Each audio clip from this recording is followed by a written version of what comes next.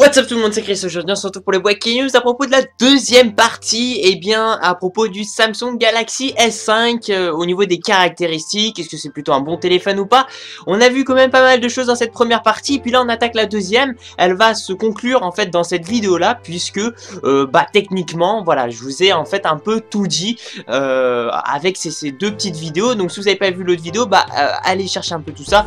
Sinon ce que je ferai c'est que je le mettrai dans la description, on va pas se casser la tête. Je vais revenir au niveau du prix, que je vous fais un petit rappel sur le prix. Il est à 650 €.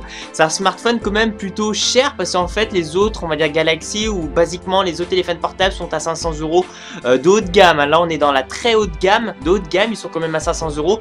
Donc on va dire pour vraiment montrer, enfin pour on va dire que voilà, ils ont vraiment un dessus là-dessus, que ce soit au niveau du commerce, commercialement, parce que c'est-à-dire quelque part il va falloir vendre, Samsung vont devoir vendre leur Galaxy S5, donc ils ont dû créer un téléphone très puissant avec des très bonnes caractéristiques. Faut que ça ait un atout quand même très vendeur là-dedans. C'est tout à fait, normal. Alors je vais vous parler ici de l'appareil photo. Honnêtement l'appareil photo est très bonne. Alors déjà il y a quelques petites choses qu'on peut noter. La puissance est de 16 mégapixels. Pour moi, à partir de 10 mégapixels, ça suffit largement. Au-dessus, pour moi, honnêtement, ça sert pas à grand chose. Et peut-être pour les photographes ou les choses comme ça peut leur servir. C'est de la ultra haute définition, là, on rentre. Donc, c'est de la 3840 x 2160 pixels, si je dis pas de bêtises. Soit ça tourne en 30 fps, en gros 30 images par seconde si vous vous enregistrez, bien sûr, en vidéo. Du 30 fps, c'est plutôt raisonnable.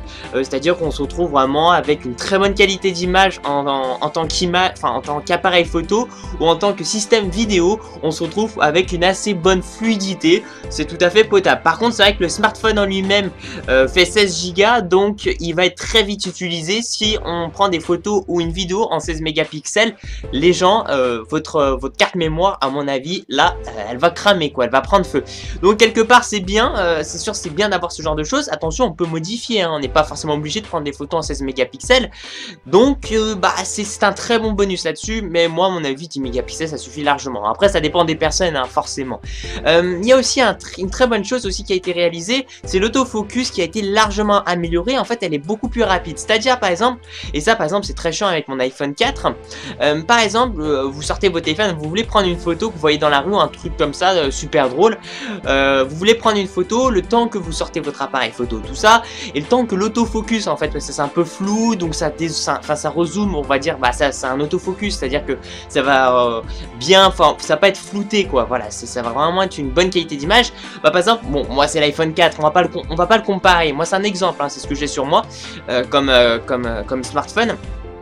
Il prend du temps en fait, c'est vrai que c'est pénible, t'attends, alors que l'appareil photo ici du Samsung Galaxy S5 prend 0,3 secondes pour l'autofocus, c'est-à-dire que l'autofocus est limite instantané. Il va tout de suite zoomer à la bonne, en fait finalement à la bonne définition, à la bonne, en fait c'est une histoire de distance, c'est ça. Après il va un peu flouter derrière, enfin voilà, il y aura un très bon focus qui sera intégré, et il est 3 fois plus rapide au niveau du système d'appareil photo que les Galaxy S4, donc quelque part il est vendeur aussi.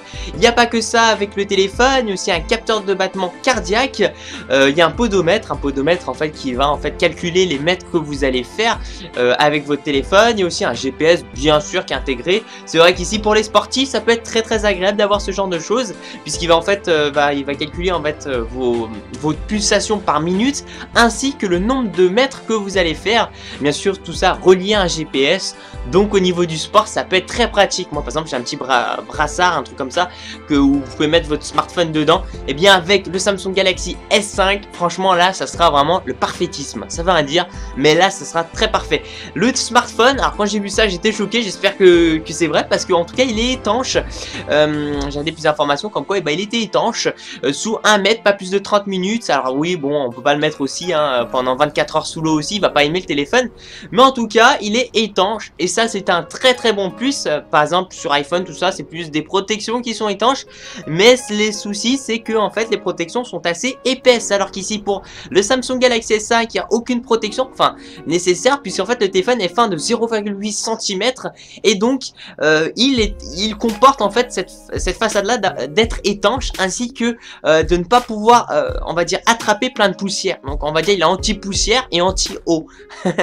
En gros il est étanche, voilà, et vous n'allez pas pouvoir le salir votre téléphone, puisque il a été fait d'une ergonomie, d'un design spécialement conçu contre ces deux grosses catégories qui finalement peuvent provoquer un peu un état catastrophique au niveau de votre smartphone. Il y a aussi un système de reconnaissance biométrique, c'est-à-dire que votre téléphone peut faire empreinte digitale, soi-disant aussi Touch ID, excusez-moi, de chez Apple. Voilà, merci pour tous les gens, c'est terminé avec ce smartphone-là. Dites-moi ce que vous en pensez tout ça dans la barre des commentaires. Merci de mettre un petit j'aime à la vidéo, ça fait super plaisir, surtout de me suivre sur ma page personnelle. Puis je vous dis à la prochaine, ciao ciao. Peace.